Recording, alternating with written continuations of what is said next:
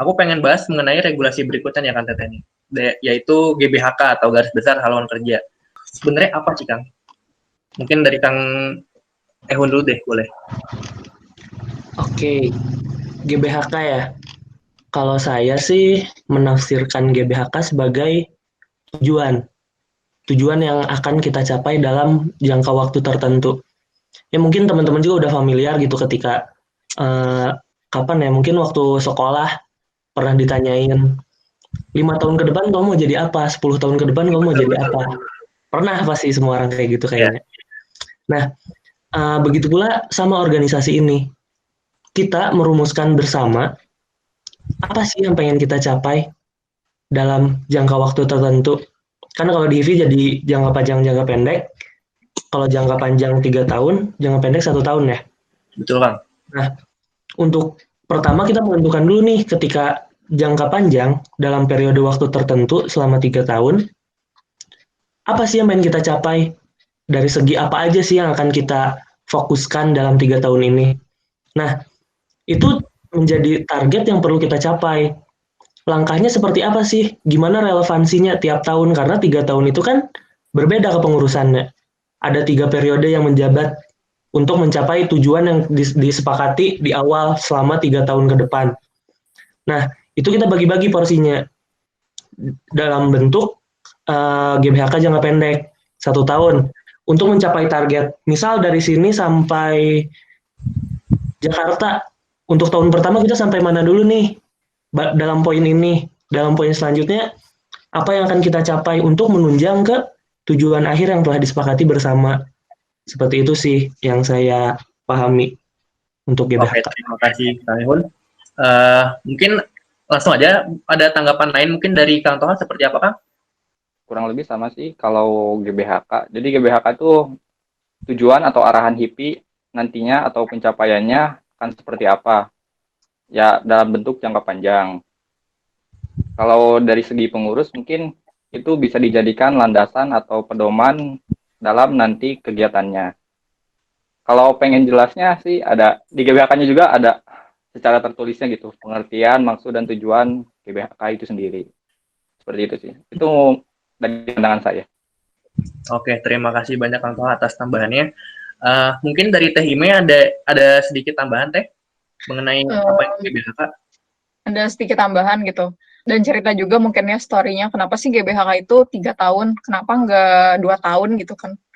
Dulu itu HIVI itu dipegang oleh 3 angkatan, kepengurusan maksudnya. Kalau sekarang kan 2 angkatan ya, Ya. 18 sama 19 gitu. Kalau dulu itu kepengurusan itu dipegang oleh 3 angkatan sama kayak BEM gitu. Nah, kenapa jadinya dia GBHK jangka panjang itu 3 tahun gitu? Karena harapannya 3 tahun itu berarti generasi yang membuat, generasi yang melaksanakan, dan mungkin generasi yang akan mengevaluasi itu masih di generasi yang sama gitu. Kayak gitu sih.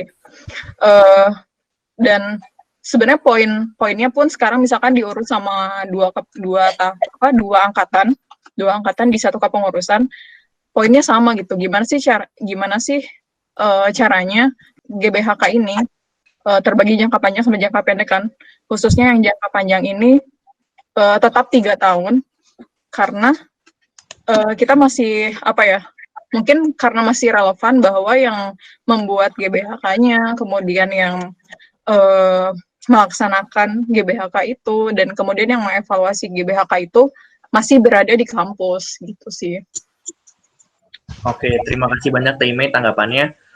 Mungkin kalau coba aku simpulin sedikit lagi, jadi GBHK itu pada dasarnya merupakan sebuah goals gitu mungkin ya, sebuah tujuan kerja dari himpunan itu sendiri yang mana akan dilaksanakan oleh kepengurusan.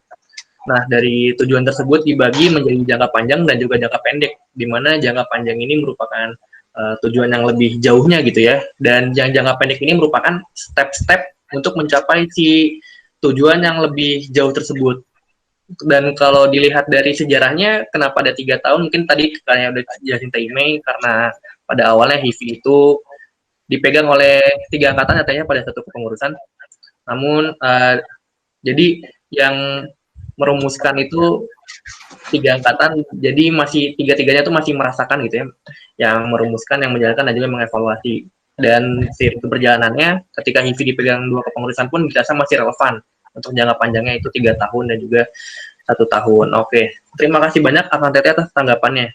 Nah, berikutnya nih, kan kita tuh setiap tahun tuh ada di Musang itu kita merumuskan GBHK kan Tete ya, mau itu jangka panjang ataupun jangka pendek. Nah, sebenarnya dalam merumuskan GBHK nih, dan aku sendiri pun dulu pengalaman juga bingung gitu kan ya, waktu aku juga masih 2018 baru masuk gitu ya, waktu di Musang ini bikin GBHK, kita bikin apa gitu, harus lihat dari mana gitu. Nah, kalau dari Kang Tete sendiri, sebenarnya apa sih yang harus kita lihat gitu pas lagi bikin GBHK, apa yang kita pertimbangkan, apa yang kita tinjau? Mungkin dari Kang Toha dulu gimana, Kang? Berbagi pengalaman aja mungkin ya. Dasarnya saya juga kemarin kebetulan ikut pembuatan GBHK. Nah, mungkin kalau landasan lebih ke yang tadi yang awal, landasan regulasi yang 3 unsur itu, filosofis, sosiologis, sama yuridis. Nah, terus kalau pengen lebih jelasnya, kalau yang tahun sekarang atau GBHK yang sekarang, itu tuh ngambilnya dari Renstra Prodi, ADART, nilai-nilai organisasi, seperti kekeluargaan, ya yang itulah. Itu angkatan sama analisa kebutuhan. Kalau yang tahun sekarang itu yang saya tahu ketika pembuatannya dulu.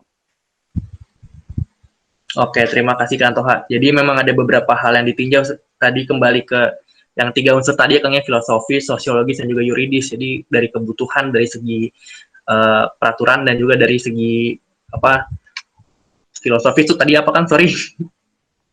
Arahan. Oh, dari segi arahannya ya. Oke. Dan juga dari rencana strategis dari himpunan itu sendiri, Kang ya. Gimana? Dari Renstra dari Renstra Prodi itu sendiri.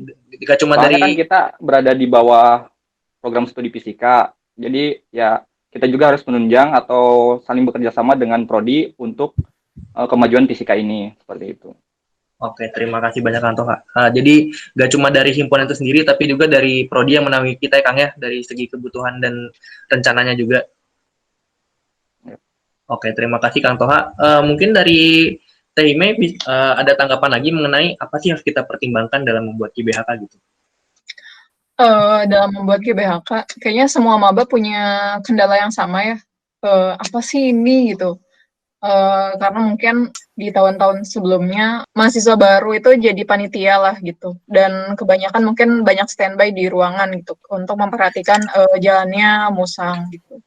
Nah, sebenarnya ketika perumusan GBHK sendiri, baik jangka panjang maupun jangka pendek, hal yang pertama harus dilakukan adalah evaluasi.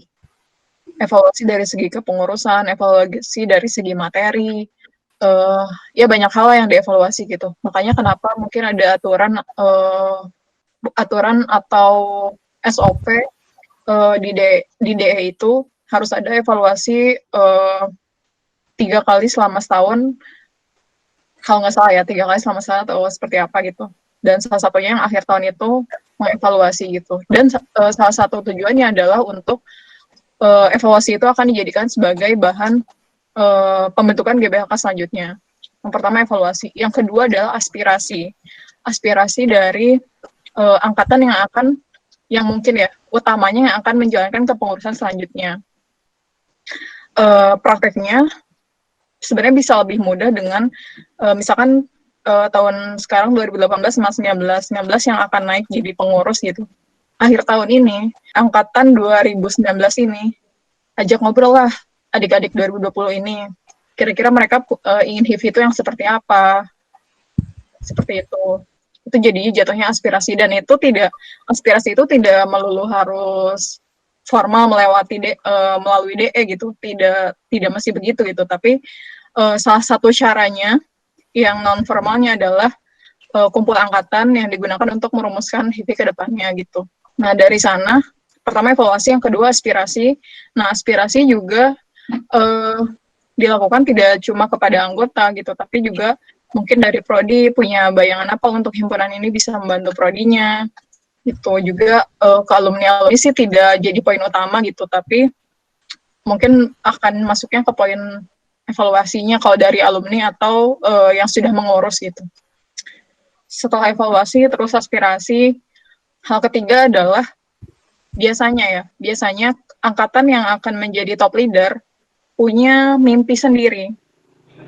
Saya pengen kepengurusan saya tuh kayak gini lah gitu-gitu atau gimana gitu. Nah, itu harus dirumuskan secara matang di angkatannya gitu. Tidak harus ada calon ketuanya udah ada atau belum, enggak harus gitu, tapi di angkatan ini mau membawa HIV seperti apa gitu di tahun kepengurusannya nanti gitu, dan nanti dikombin dengan aspirasi dari angkatan 2020 gitu, agar ketika membuat GBHK itu tidak blank. Soalnya ya beberapa kali lah saya sempat nemuin ketika di Musang itu malah yang akan mengurus itu malah yang nggak tahu gitu kepengurusannya mau apa gitu. Setuju. Makanya perlu adanya evaluasi dan menarik aspirasi sih. Oke, Gitu. terima kasih banyak Teh Imei. Cukup Teh? Cukup. Oke, jadi kalau menurut Teh Imei sendiri yang perlu dipertimbangkan dan disiapkan itu tadi ada evaluasi, aspirasi, dan keinginan dari kepengurusan itu sendiri ya Teh ya.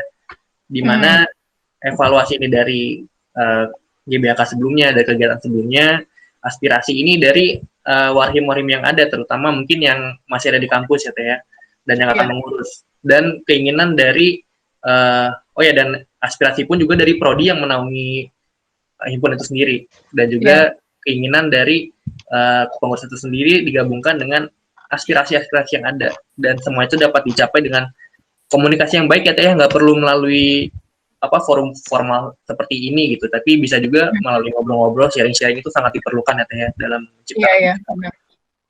Oke, terima kasih banyak Teh Imei atas tanggapannya. Mungkin dari Kang Ehon nih masih ada tambahan lagi Kang? Paling saya mau cerita aja sih dulu, kan masa transisi dari GBHK jangka panjang tahun terakhir itu kan pada saat Supernova ya.